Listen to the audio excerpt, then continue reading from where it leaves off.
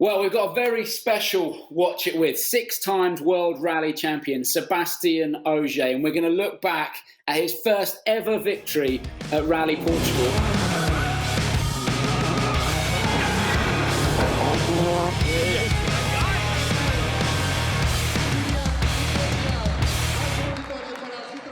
Seb, it's kind of apt as well because it's the 10-year anniversary for that first victory. But before we get into that, let's talk about New Zealand, the rally before, when it should have happened. Yeah, first, hi everyone. Yeah, for sure, it's very nice to speak about that and try to remember now what happened for me 10 years ago. It's been a very important time of my career. Since a couple of rallies, I was building the confidence and getting closer and closer to achieve this first step of winning a rally. New Zealand, like you mentioned, we had a big fight over the whole weekend, and then last stages, four drivers still had the chance to fight for the win. I think Jari Matti and myself were in the best position to fight for it. We were close to each other in the front, and then just behind us was still Seb Loeb and Peter. I think I had a pretty decent stage, but unfortunately, like you see, I spawned, I think was like really 3 or 4 corners before the finish line, and at the end we lost the victory for 2 point something seconds. So definitely that's the spin who cost us our first win. So next up, Portugal, and you came there. I suppose as well, mentally, because of the performance in New Zealand, that you're well capable to go out and beat the likes of Peter Solberg and Sebastian Loeb and everyone else. We can see here the pictures of Portugal. It's so good going there, isn't it? I mean, the fans are amazing. First of all, what was it like, going and driving and competing in front of all those people? Yeah, Portugal always been an amazing crowd. They are unbelievably passionate about motorsport and rally in particular. So it's always a special place to race. At the time it was my first victory there, but I think it's not. I think, I mean, during the following years I've been able to win much more time this rally, and I always loved it. So no, for sure, coming in there, I was like we just say, building more and more the confidence. 3 weeks before in New Zealand, it came very, very close, and then like without this spin, I could have get it. So for sure, in any sport, confidence is important, and I started to have confidence on a very high level, and finally it worked out. Well, we can see this is actually official stage 1 in the Estadio Algarve. I remember it, and again, a huge amount of pressure when you're there, and you're literally in a stadium full of thousands of people. Yeah, definitely. That's not the typical rally stage, and it looks always a bit simple. It's like a small gincana into a stadium, but at the end, that's some of the most difficult stage for us because it's pretty narrow and there is concrete blocks waiting for us there and there. You have a car which is in a gravel setup. You're driving on tarmac, so it's pretty slippery. It's always challenging, but that's some kind of stages that I always enjoyed and usually perform quite well. So that was a kind of the super special done, and now we're out into the main stages, and we're looking at Sebastian Loeb, who didn't have road position. It was a disadvantage to him on that first day, and you made a clear advantage of it and took the opportunity. Yeah, definitely. I don't remember, which road position I had on the first day, but for sure I was starting some car behind him, and we took our chance to take the lead and try to build as much lead as possible, because at the time the rules were that day 1 championship orders, and day 2 and 3 leader of the rally had to open the road, which means that to take the lead, you needed to have some kind of margin, some kind of advantage, to be able to stay on the lead up to the end of the rally. So we managed to build a decent lead at the end of day 1. And then after that, then basically we had to push flat out the whole weekend, because when you had to open the road on day 2 and 3, we knew it would be difficult to stay on this position, but we had to give it a go. Well, Seb, we can see here. I mean, here comes Danny Sordo, and he actually had a relatively good morning. He took the early lead, didn't he? But he was struggling with tyre wear, and then, if I remember correctly, he had that issue where he couldn't get the car stopped into. Basically, he just said he couldn't get it stopped on the handbrake and had that mistake. You've always been good at protecting your tyres as well, and you didn't have the same tyre wear issue that perhaps Danny did. As a result, you then took the lead. I think you were leading by 26, 27 seconds by the end of the day, and ahead of Sebastien Loeb as well. But if I remember correctly, Petter and Mikko were messing around as well, and they ended up bumping Loeb up. So do you think, did that actually help you, do you think? Yeah, first of all, regarding tyre wear, Portugal, especially when the rally happened in the south in Algarve, was always a very abrasive rally, and that's always been one of my strengths to manage very well tyre wear, and on second loop it was playing a big K rolls, and for sure, yeah, that gave me the chance to take the lead. About the strategy, yeah, that was a big part of the game at the time, and of course, when you are doing some good time all the days, the last thing you want is to slow down on the last stage, because it's so frustrating to lose all these seconds. So I went for it. I didn't calculate anything, but afterwards, when I've seen that Petter and Mikko, I think I've slowed down to be further back on the road position.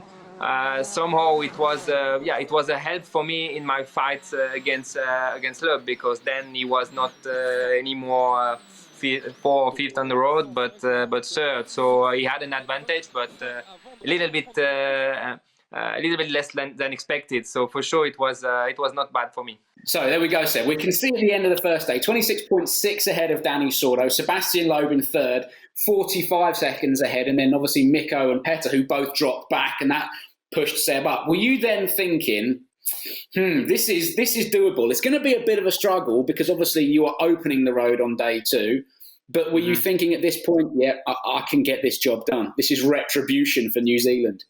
I mean, I had some hope for it, definitely. But the truth is, in our days, when you see these kind of gaps, you think that might, it looks kind of comfortable. But back then, when you had to open the road for 2 more days, it was more than needed to have some gaps. So for sure, I was definitely thinking about winning, because that's the best way to go forward. But the truth is, nothing was sure, and that's why following days there was somehow easy management for me, because I just had to go flat out and just hope that this gap is enough. Well, let's push on into the second full day, and it was a bit of a shock, I suppose, to you in the first loop, because Sebastien Loeb went out all guns blazing and took 22 seconds out of you in the morning. And that was probably the biggest pressure point of the entire weekend, I guess. Well, yeah, it was, like we just say, kind of expected. Back at this point of the rally, 22 seconds, I was still having a bit more than 20-second lead to him. Then the really important was to react in the afternoon on second loop, where hopefully road order would play a little bit less. But we also know that opening the road second loop is never easy. But once again, I was really hungry, very motivated to get this first victory, and I didn't think too much back then. I just kept pushing. Well, this is the thing, and you're being modest because you are such a nice guy. Sebastien Loeb took 22 out of you in the morning. In the afternoon, you're gone out, and as you said, at certain times, it's actually tougher, or certainly as tough, to open the road in the afternoon as it is the morning. And you went out and clawed a load of that time straight back. Yeah, this first stage in the afternoon second loop was very crucial for the win. We managed to took back some second to him, and both, I mean, mathematically and psychologically, it was very important move to build up a little bit more lead, but also in the head, because for sure from this moment on, Seb knew that we were not ready to to get catch, and we wanted to really fight hard, so he will have a hard time catching us. Well, while all that was going on at the business end, Jari-Matti Latvala, the year earlier, he'd had that massive role, and then we turn up again in 2010, and it all goes wrong very early into the stage, and he basically reversed into the tree. It was a bit of it was just a bit of a stigma rally for Jari-Matti, wasn't it, Portugal? Yeah, I think at the time was definitely not the most favorite rally of Jari. The year before he had this massive crash, and that one, honestly, when you see this footage, it isn't a big mistake. It's a very slight. He's slightly wide and just hit the bank, spawned the cars, and then unfortunately hit another hard thing. So can see it now if it's a tree or rocks, but then it's game over. And yeah, I mean, rally is like this. There is not so much room for mistakes. Right, Seb, so the end of the second full day, and it's kind of, at least job done for that day, 21.1 seconds in the lead of Sebastien Loeb and then Petter Solberg down in third. Are you thinking at this point, this has been a brilliant day, potentially, because, the Sunday was still a big day, 4 full stages and the Algarve Super Special Stadium to finish the rally. Were you thinking at this point, job done, or were you thinking he could still catch me based on the performance of Saturday morning? I was happy on my day for sure because especially the second loop we managed to more or less control the gap to Loeb and didn't lose so much in the afternoon, very very little. So that was very important. But for sure the Sunday was not an easy Sunday. Still 4 long stages if I remember well, and close to 90 kilometers. So it was still a long way to go. 21 seconds it was a gap, but Seb was now second, so his advantage in terms of road position getting a little bit smaller, but still he will start behind me up to the end of the rally. So it was doable, but we knew we had to keep fighting. Right, so Seb, you'd had a brilliant day. Take a look at the end of day 2 press conference from the then Citroën boss Olivier Canel. What do you make of what he had to say? And my objective is to get the boss championship, drivers and manufacturers. So tomorrow they will be able to drive, but it will be forbidden to go out of the road. So I don't want to see what happened in New Zealand. So I agree them to drive, but if one of them went off of the road, I will be really upset. And when I am upset, it's no good. Basically, the message I got afterwards was very, very similar to this one. It's easy. You are allowed to fight, no problem, but you shouldn't make mistakes. So that this kind of team order that's hard to manage, because of course, obviously you want to fight, obviously you want to keep going. But in the same time, I tell you that you are completely, it's completely forbidden to do any mistakes. So that's kind of tricky message that he's sending to us. Did it get into your head a little bit? Because at that point, when he said, like in New Zealand, that was a clear message to you, and probably a little bit harsh when it's your boss up there saying that. Or did it make you, knowing that you love a challenge and the way you react in those situations, did that make you more hungry to go out and say, all right, if it's like that, I'm not going to make any mistakes and I am going to go and win this rally. Have a look at this. Yeah, more or less that's what happened. Honestly, you have to prove yourself. You have to prove that you have the nerves to do this job. You have to prove that you can win under any pressure, any situation. And in this moment, that's exactly what happened inside me. I say, okay, now it's time to. I was very close in New Zealand. It didn't happen, but now it has to happen, and there is no other option. Right. So, going into the final day, just over 20 seconds to play with from Sebastien Loeb, and he doesn't really need an introduction. You are yet to score your first ever WRC victory. How are you feeling heading into the first stages on Sunday? Well, it's I think on first stage it was still same situation where the nervosity was not really there yet. It was still this feeling being under pressure, being chased, where you have to push and try to control this gap. And 20 seconds is not much. I need only 1/10 at the end, so I'm able to lose a bit of time, but not so much. So. Beginning of the day, it was only about driving fast. I think then coming closer and closer to the end, then it started to be the situation where you need to manage what happened in your head and manage a bit more your emotion. Yeah. Right, Seb, so we're well into the first stage here now. And at this point, because obviously it's not allowed now, but back then, you were still getting split into the car. Now, Sebastien Loeb down at the start line, the opening stage, and he was properly on the hunt, and he took a fair old chunk out of you in the first split. What were you thinking when you saw the first split come through? Well, I didn't expect anything different, to be honest. Of course, 5 point something was still 5.9 was still a lot, and of course in this moment you have just to keep your head down and keep pushing. And my idea was that, okay, it's normal. You have to stay calm. First loop, I'm always going to lose a little bit, and then I'm gonna have to react and be very strong on second loop and try to get the win. And then as the morning progressed, Sebastien Loeb continued to kind of claw away. So that lead that you had coming in is now starting to diminish. What's going through your head at this point with just 3 stages remaining?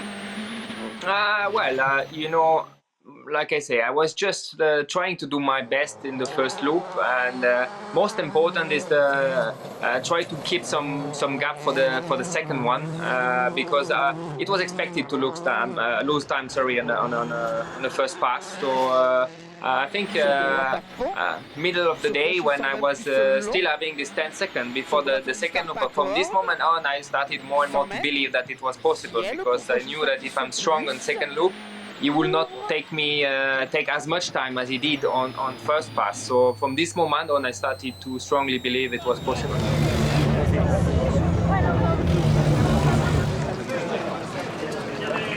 I know it's gonna be a very hard fight. So as I said, it's I get it, it will be just fantastic, because with a big battle like this with Seb, if I win, it will be perfect. You seem first of all younger, 10 years younger, but also remarkably relaxed and calm considering the situation. You're on the verge of taking your first victory and beating the very best of the best at the time. So what was actually really going through your head? Were you genuinely relaxed about it, or were you actually starting to get a bit nervy? If I'm really honest, it's a bit difficult to go back 10 years ago. Like you say, I was young, and in 10 years, so many things happened. So hard. But I mean, if you look this footage, it definitely looks not too stressed. Of course, poker face is always part of the game as well. But honestly, I think after this first loop, where I still have this 10 seconds, I really believe that it was doable now, and I knew that I was strong all weekend on second loop, so I was having some hope that I will make it. Right, 3 stages remain, Seb, and that's all that stood between you and your first victory. But all that stood is sort of means nothing. It's still a long, long way to go, and anything can happen, because you knew that from a few weeks before. Talk us through your afternoon. Yeah, I mean, I think it's the first stage was perfect, or nearly perfect. We managed to only lose some tenths, and that's exactly what we needed to have still a gap going into the last stage, and yeah, it was a perfect start into the second loop. So basically, Seb, I mean, you'd only lost really a couple of seconds in the afternoon loop. You'd done what you had done previously on day 2, protected your lead, and really for Sebastien Loeb at this point, there was not much he could do with just the Estadio Algarve Super Special, and it was there. You had one hand on the trophy, and I think Sebastien Loeb, listening to this interview, knew it. In the second pass through, it was untouchable sometimes, so it's like that. I have a new rival now. What's it like hearing that back? I have a new rival now. Yeah, I remember. Obviously, I heard that only after the rally, but for sure, it was very pleasant for me to hear that, and yeah, I think this victory was having a big value for me, and not only for me, for a lot of people into the service park, because we had to really fight for it, and that was definitely not an easy one that we got served into on a plate. You know, so we had to really spit in our hand and go for it. So it was a very important moment of my career. Just one stage remained. Yeah. Talk us through how that felt, because you still had to get the job done. And it's these tricky little super specials where people do often get caught out. Yeah, watching Peter was definitely something which remind you that it's not over. The excitement was there for sure. I knew that I was only a couple of 100 meters away or kilometers from the first win, and yeah, in this moment, the only message I remember myself on the start line is keep calm, just drive clean, and it will be okay. Well, that's exactly what you did. Did you feel any pressure as well because you were in the stage with Sebastien Loeb as well, or did that not really bother you? And do you even notice in the Super Special the other car at all? You do notice who is driving with you, but in this moment, honestly, I had to be intelligent enough to don't look on the side, don't look who is there, and just do the job I had to do. So I think, yeah, obviously I managed it at this time, and I was not interested at all to win this last stage. The only thing I had to do is cross the line without mistake, and yeah, then it was a huge relief, and yeah, big celebration with the whole team, which was very, very happy. I think it was also the first win for PH Sport back then, so it was yeah, incredible moment.